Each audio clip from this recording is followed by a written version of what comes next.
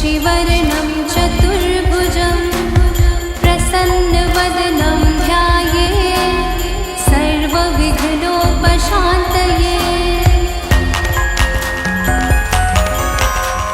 शान्ताकारं भुजगशयनं पद्मनाभं सुरेशं विश्वाधारं गगनसदृशं मेघवर्णशुभाङ्गं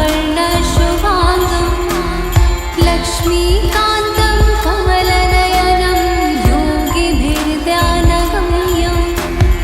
वन्दे विष्णुं भवभयहरं सर्वलोकैकनाथम्।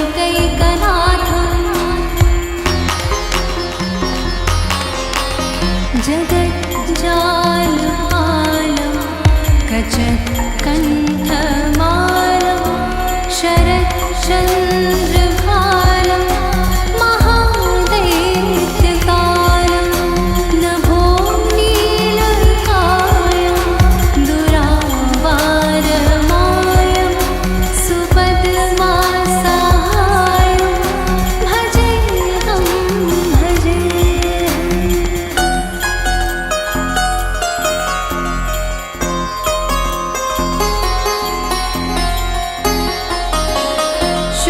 शुक्लाम्बरधरं विष्णुं शशिवर्णं चतुर्भुजं प्रसन्नवदनं ध्यायेत् सर्वविघ्नोपशान्तये।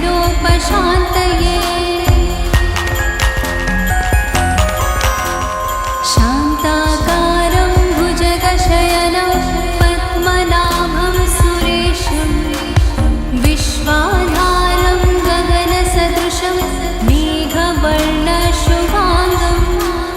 लक्ष्मीकान्तं कमलनयनं योगिभिर्ध्यानगम्यं वन्दे विष्णुं भवभयहरं सर्वलोकैकनाथम्।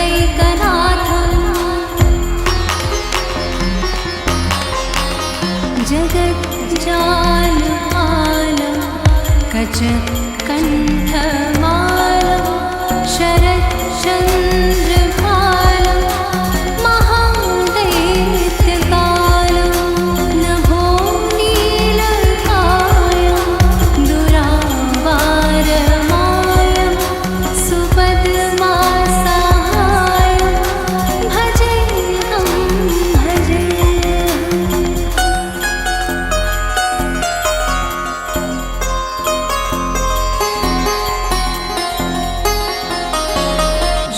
शुक्लाम्बरधरं विष्णुं शशिवर्णं चतुर्भुजं प्रसन्नवदनं ध्यायेत् सर्वविघ्नोपशान्तये।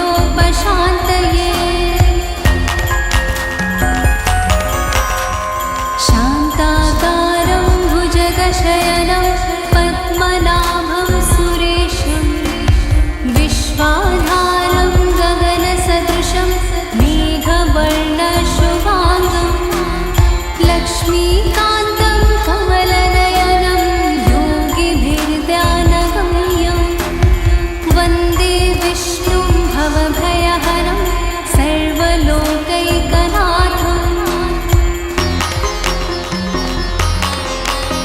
जगज्जालपालं कचत्कण्ठमालं शरच्चन्द्रभालं महादैत्यकालं नभो नीलकायं दुरावारमायं सुपद्मासाहायं भजेऽहं भजे।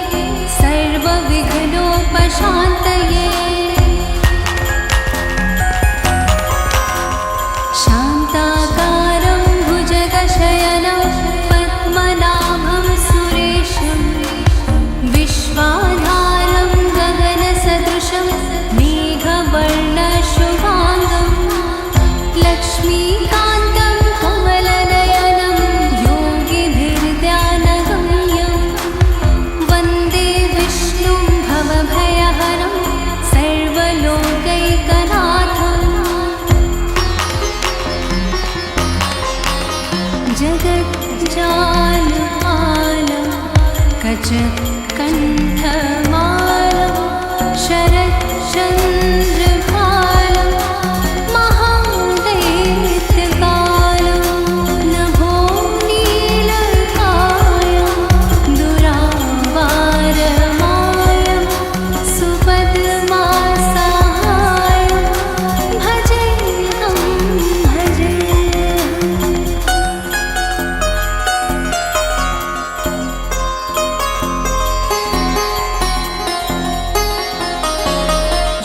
शुक्लाम्बरधरं विष्णुं शशिवर्णं चतुर्भुजं प्रसन्नवदनं ध्यायेत् सर्वविघ्नोपशान्तये।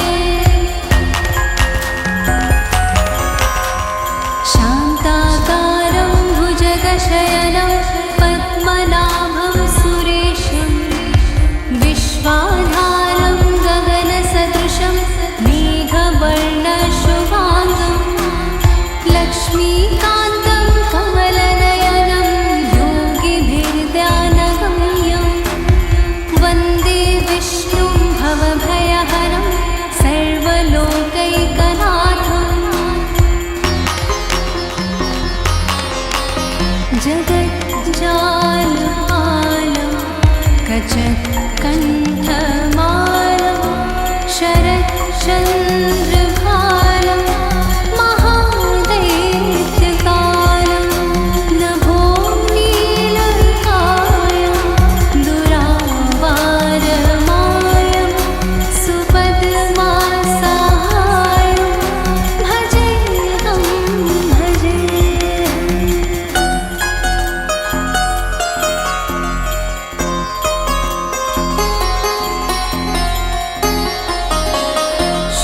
शुक्लाम्बरधरं विष्णुं शशिवर्णं चतुर्भुजं प्रसन्नवदनं ध्यायेत् सर्वविघ्नोपशान्तये।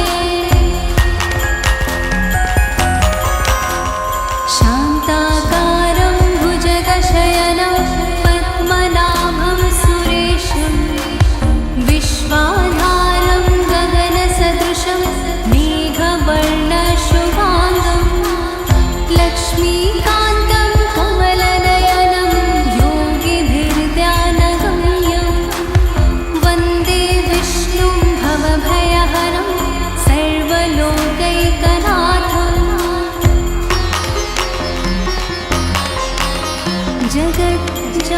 जगज्जालपालं कचकण्ठमालं शरच्चन्द्रभालं महादैत्यकालं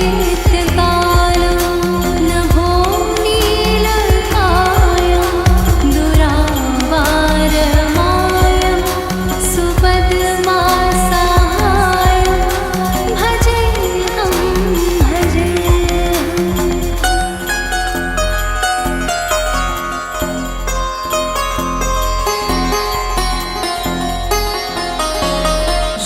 शुक्लाम्बरधरं विष्णुं शशिवर्णं चतुर्भुजं प्रसन्नवदनं ध्यायेत् सर्वविघ्नोपशान्तये।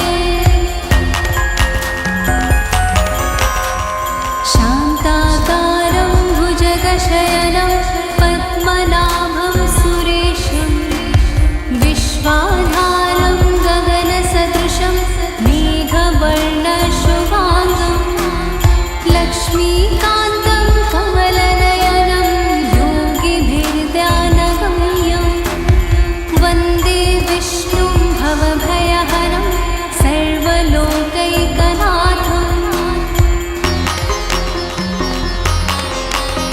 जगज्जालपालं कचकण्ठमालं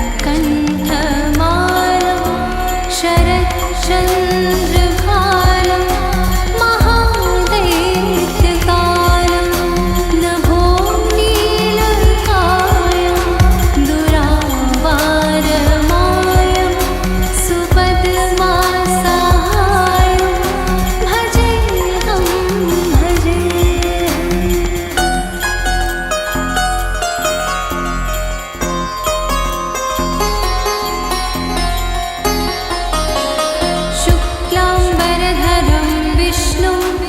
शशिवर्णं चतुर्भुजं प्रसन्नवदनं ध्यायेत् सर्वविघ्नोपशान्तये शान्ताकारं भुजगशयनं पद्मनाभं सुरेशं विश्वाधारं गगनसदृशं मेघवर्णशुभाङ्गं लक्ष्मीकान्तं कमलनयनं योगिभिर्ध्यानगम्यं वन्दे विष्णुं भवभयहरं सर्वलोकैकनाथम्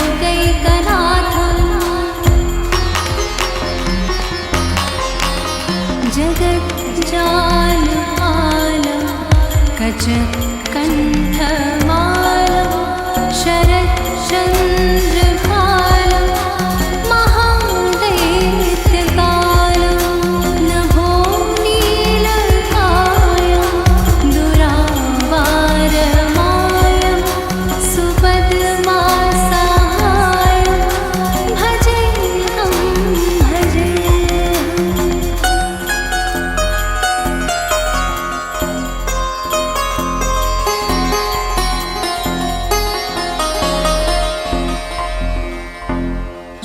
शुक्लाम्बरधरं विष्णुं शशिवर्णं चतुर्भुजं प्रसन्नवदनं ध्यायेत् सर्वविघ्नोपशान्तये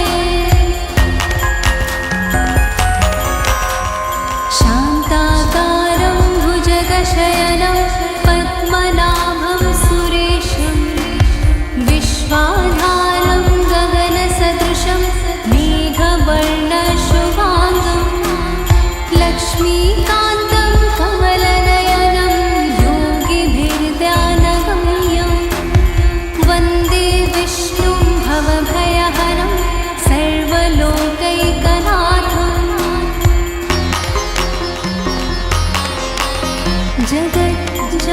जगज्जालपालं कचकण्ठमालं शरच्चन्द्रभालं महादैत्यकालं नभो नीलकायं दुरावारमायं सुपद्मासाहायं भजेऽहं भजेऽहम्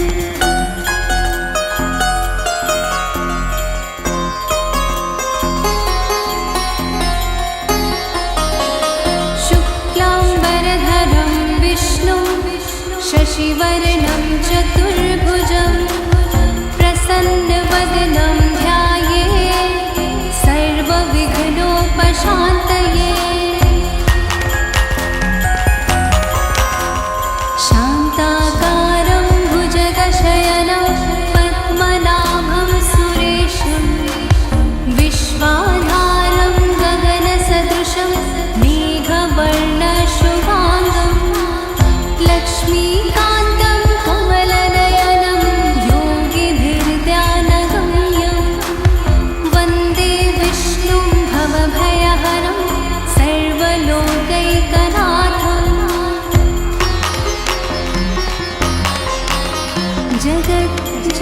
जगज्जालपालं कचकण्ठ